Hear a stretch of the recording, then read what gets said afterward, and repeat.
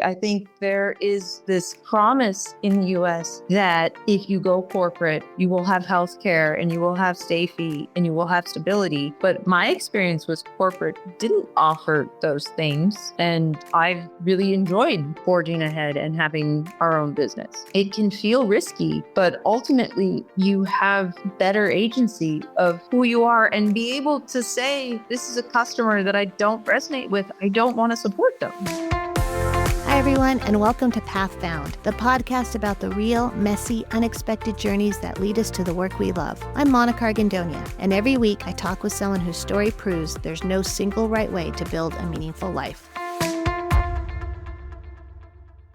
Today on Path Found, I'm joined by Jessica Nersesian, designer, sustainability advocate, and co-founder of a global product design firm working to reshape how products are created, manufactured, and ultimately returned to the earth. Jessica's journey is a powerful reminder that careers don't have to be linear to be meaningful. From ethics and communication to international manufacturing and environmental impact, she has followed curiosity and used it to build real change. This is a conversation about purpose, responsibility, and what it means to design a better future. So Jessica, I am so happy to have you here today. I don't know a lot about your background. I just know where you ended up. So I am excited to hear your story. So talk about you being a professor groupie. Okay. How does that even happen? Nerd.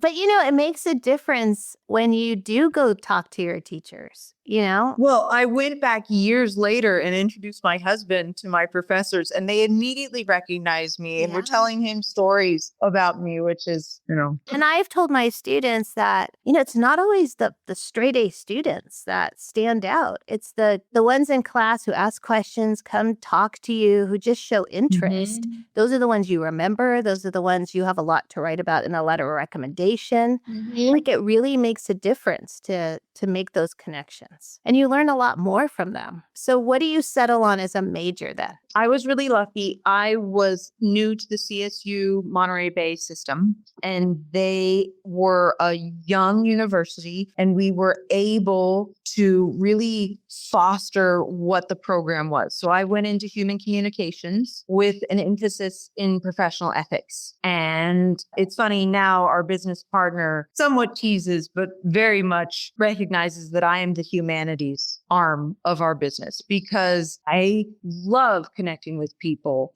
and the ethics aspects is hugely important to me. I did a part of the Monterey Bay system was that we did a high focus in giving back to the community and being focused in that kind of service. And so I taught classes in biomedical ethics and also media ethics. And this was before all of the social media and what I can't even imagine what kids are going through now. But for me, just like trying to help young students understand the impact of advertising on them and their choices and their perspectives was really big. And then my dad got very ill with various cancers, and the biomedical ethics was an interesting portion to like live it out after having been in a place of teaching it and then experiencing it. I'm so grateful for my professors. The time I spent in college was transformative, and they kept teasing me that I would take classes that I didn't need. But of course I needed them because there was so much growth and so much even from the other students that were in class, right? You would get to know the people who were the ones who were asking the questions and who were driving the conversation forward. Right. So did you graduate? Is it traditional 4 years? And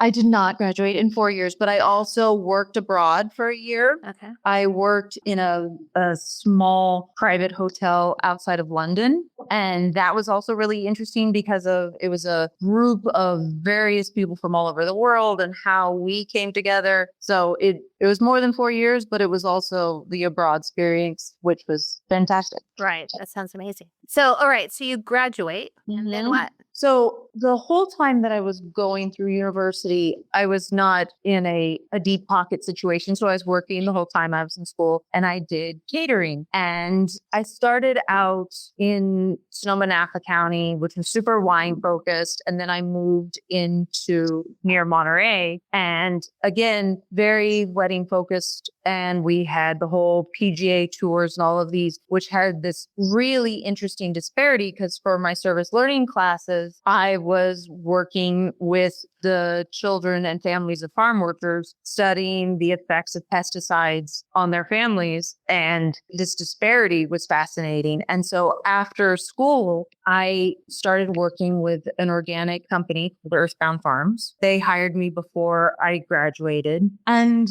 I think there was a little bit of, I was very much reading Silent Spring and very deep into the ideals of what the company was presenting. And maybe the corporate sustainability promise was not at the same level that I was expecting coming out of university, which is fair because they hit a very large snag with the E. coli outbreak. And I found that the first thing to go is that corporate social responsibility arm. And that's fair, right? When you're having to balance those things in the budget, that outreach is harder to sustain. But for me, as a young, newly graduated, highly idealistic individual, it was a little bit of a shock. And so I left corporate feeling that it wasn't my space. I wanted to find my own way. And I was at a business mixer and I met my now business partner. And when we met, we were talking about all the ways to change the world. We were talking about organics. We were talking about sustainability. We were talking about design. When I had gone through university and my sporadic course structure, I was deep into various aspects of design. I was into interior design and also fashion design.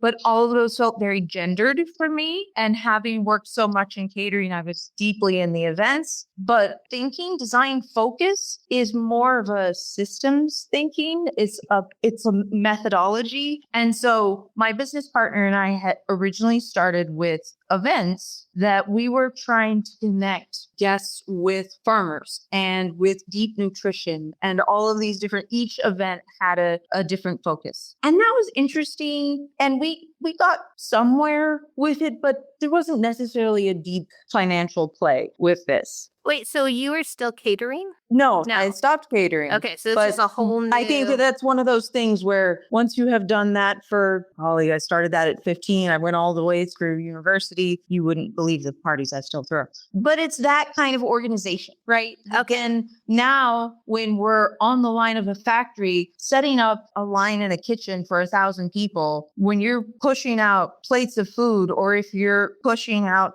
consumer electronics, it's the same skills. It's the same skill set. Right. And also it's a lot of the same personality leverage that you have to do of, okay, we have to keep everyone enthused and we have to keep everyone on task and we have to keep everyone present. And I'm very deeply committed to worker safety and workers' rights. And that comes from standing shoulder to shoulder with people for 14 hours, whether it's catering or on a factory line, and ensuring that everyone goes away with proper living wage and proper experience of their day. We're all in this together. So how are you funding that? Like, how is that getting paid for? Now it's choosing proper partners in factories that I'm not going to approve. We do a lot of factory audits. And I'm the one who's looking around and saying, like, where are the fire exits? Do they have access to light? Do they have proper safety equipment? And if they don't, I'm not going to prove that as a vendor that we will use for our customers. Got it. Because sometimes our customers might not realize that that matters to them. Mm-hmm. But when you properly remind them that that's something they can be concerned about, they will. But you think, especially from a US perspective, we assume that that's there and it's not. And it's really fun when we're, especially like some of the factories in Malaysia, all of the engineers and the management and the bosses are all men and the women are operators. And I am the only woman that they have ever seen that's in a supervisor, managerial, client role. Mm-hmm. And so they pull me over. They want to take pictures with me to show their daughters that this is even possible. Wow. They love, especially this is a Muslim country, so they're not allowed to speak up against these men. And I'm telling them, this is wrong. This is not possible. We need to stop the line. And it's fantastic because that gives them voice. that gives them the ability to speak out maybe in their own homes. Right. All right. So I want to go back a little bit just to clarify. So you had Please. left Earthbound Farms. Mm-hmm. And then was this like you just delved in right there with a partner and just said, hey, we're going to do this? Yeah, I think we had a really deep meeting of the minds, and it was just trying to figure out how we were working together. So first we tried these pop-up events, and then it became very clear that I had a deep aptitude for design. And I also have a weird superpower where I can see up close better than the microscope on the line at the factory. So I can do the quality assurance very well. And that sort of attention to detail while still having a broad perspective is unusual. And so we just fell in really well. So first we were doing events, and then it segued in. My business partner's background is in architecture and has segued into product design. And we mostly focus within consumer electronics, but we're open to other things. We do medical, we do industrial, a lot of different, but mostly products. So this partnership that you started right after leaving Earthbound, you still have. This is... Yeah, we're now 16 years. Okay, so what's the company called? Metric Design Works. So what is it that exactly that you do? do? Most product design firms focus primarily on making it look pretty, making the internal architecture, and then handing you this packet and saying, good luck. There are manufacturers in the Asia. Hope you do well. Whereas we feel like that's just when it's getting started. And we're very committed in going from all the way from the original sketch, the original product definition, brand strategy, all the way through manufacturing, fulfillment, certification, getting it into consumer hands, and then following through with all of the sustainability aspects and the end of life, recyclability and right to repair, all of these things. So we're a strange firm. There are not others in our space who are doing this. Yeah, I was going to say, do you have competition? I mean, again, there's really large firms and they're focused on the front end, or there's the contract manufacturers in Asia who will give you the design for free, but then you have no ability to go other places. And like for me, I had come from a focus in sustainability. And when I first started, I felt like quality assurance was the only thing I had space to really hold on to because there was no sustainability in our industry. And then it hit me very deeply. It's like, but this industry needs sustainability because I can assure you, your cell phone creates a lot more impact environmentally than your salad does. Right. So I started doing a lot of research and coming into all the ways that we could improve our clients' process by focusing more on sustainability on the front end. And some of that is materials. Some of it is the way the design for manufacturing, the ability to recycle at the end, the ability to get away from some of like glue in particular is really bad because you need to have screws and be able to take it apart at the end in order to harvest some of these rare earth metals. And it's been difficult to find anyone else talking about this in our industry. We even go to conferences focused around sustainability, and it's usually focused in construction or fashion or these sort of things that are kind of easier to tackle, packaging, whereas electronics are tough, but we're producing them at a very high rate. Wow. So, all right. So I have so many questions. So you really had this idealism coming out of college, which I think a lot of people do. And then you're hit with kind of the reality of what's out there, but you didn't give up on the idealism. Can you talk about that? Like what drove you? I just have spent too much time believing in a better world. I mean, like, why let one hiccup be the thing to turn you away, right? There's also, I think my design partner is very inspirational and we were both committed to finding better ways.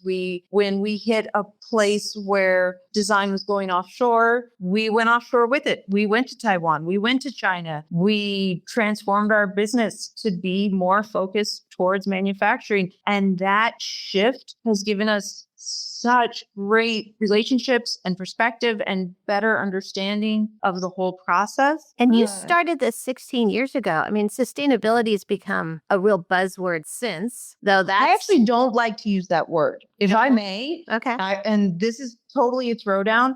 I find that when I'm talking to our customers, I say the word sustainability and their eyes glaze over. So I've started using the word impact. And I find I get a lot farther because there's impact on their bottom line. There's impact on the timeline. There's impact on all manner of things. If you can say that and just sort of shove in, the planet is burning, maybe we care, it's helpful. Well, that's interesting because I was going to say sustainability, environmentalism, whatever you want to call it, shifts with the political atmosphere. Absolutely. But the bottom line doesn't shift. Right. And the timeline doesn't shift. Right. And you can also say that you can position this for your customers. And if I don't lead with that, I get a lot further. So do you consider yourself successful? Yes. I mean, I've had multiple clients tell me they never want to try and bring anything forth without talking to me first. And I'm usually the only woman in the room. And I'm often pushing against the expectations and what they are trying to push forward. So yeah,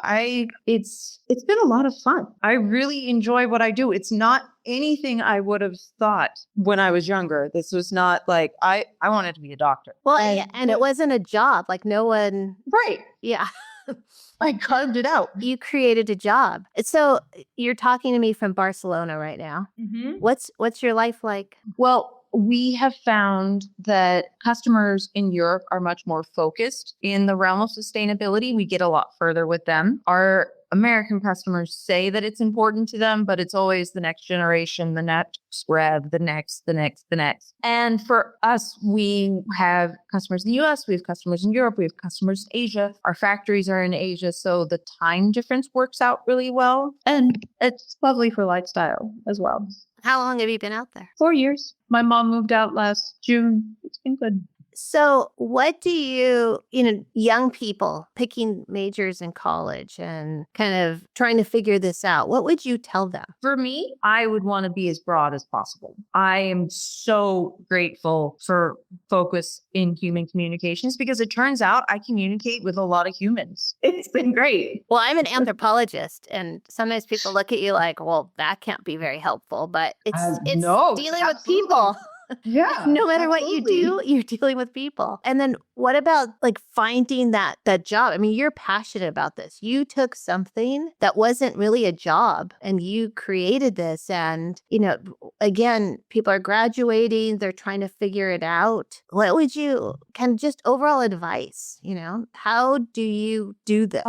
I have a dear aunt who is not my aunt. She's a dear friend. And she worked for the World Food Program with the UN. And when I was young and I was asking her how she got to be, she always said, just follow the thread. And I think there's a bit of that where you just keep going towards what lights you up and interests you and trusting that wonderful people will meet up with you and resonate. It can feel risky. It can feel scary. I think there is this promise in the US that if you go corporate, you will have healthcare and you will have safety and you will have stability. But my experience was corporate didn't offer those things. And I've really enjoyed forging ahead and having our own business. It can feel risky, but ultimately you have better agency of who you are and be able to say, this is a customer that I don't resonate with. I don't want to support them. I refuse to support a customer who wants to work in arms in any fashion. I'm not going to support that. I'm not going to make something that I don't want to stand behind. I've also made a video game device and I don't play video games. But I don't have any umbrage with video games. What has been your biggest challenge? I do think the piece of being a woman and having to sort of create that place at the table and continue to have a voice is absolutely real. And again, coming at it from trying to push for this path of sustainability responsibility that they don't really want to hear about is a bit of something to come up against. Yeah. But I've enjoyed it. And I think if I'm not the one to talk about it, no one else will, and they won't consider it. So is this your path for a while? What do you see for yourself in the future? Ultimately, I think that this is a broader conversation than I can resolve from one project to the next. I think this is a political issue. I think that, look, in the past, lead was used in electronics, and eventually laws came down and lead was forbidden. It's still used in aerospace, but everywhere else it's forbidden. And it changed our industry, and everyone has shifted. And when I go to conferences, they say, well, designers just need to make better choices. They just want to change. Like, designers are responding to what the clients want, what the product briefing is. So that's not appropriate. Like, we have to move beyond marketing. I think government intervention would shift that. And that doesn't have to come from one administration or another. I feel like the state of California or Europe, if they put in laws in place, it would be too difficult for corporations to choose to make two different SKUs. So they would have to adhere to those proper things. Right now, there's a suite of laws in Europe coming through, which is about traceability, where even like where the material that the paint is from is going to be required to be in the information. That is huge. The more we can do that, the more we can push out these small players who are behaving badly. So it has to be something that is not just coming from one small design firm. It needs to push elsewhere. And I would love to be a part of that. I also would really love to have information available, because I do so much research to find these things, and different materials and different ways of thinking. And it shouldn't be that hard. There should be something that I could just refer to easily of, oh, okay, I need another soft goods material that's made out of mushrooms. If that was more accessible, I think more people would use it. So that's sort of a broad answer to we need more resources. We need more restrictions and more resources. So do you see yourself maybe moving more toward the policy piece, becoming more involved in that? About policy, but I feel like I would like to help guide others towards not having them have to go through the same amount of research and work that I've had to push the conversation in the right direction and to start. It breaks my heart how much batteries are being utilized, and people think that it's an environmental choice, and it's terrible. It's terrible. There's no end of life. There's no recyclability. We were at a conference on recyclability with the largest recycler in Europe, and everyone kept turning to him and saying, well, you have a solution, sitting next to us and saying, you guys, we don't have a solution. We have no idea what to do. We just have this huge waste stream coming in, and nobody's talking about this. How is this not part of the conversation? So knowing what you know now, what would you go back and tell your college self? Study Spanish more would have helped. Now, I do really well at restaurants, but, helping my mom through an operation took more vocabulary than I really had. No, I mean, in earnestness, I think a lot of university work pushes people into these ideas of who you are going to be and what you are based on one particular path or another. And we all contain multitudes. We all have great capacity. I focus in a lot of areas in our business, and I feel strongly about what I bring to the table. And that wasn't necessarily something I learned in university, but it was part of all we are, right? All of the things that led me, whether it was the coursework or the work to help pay for my courses, all of it helped to where I am now. Jessica, thank you so much Absolutely. for talking and sharing all of that. You're pretty inspirational. Thank you.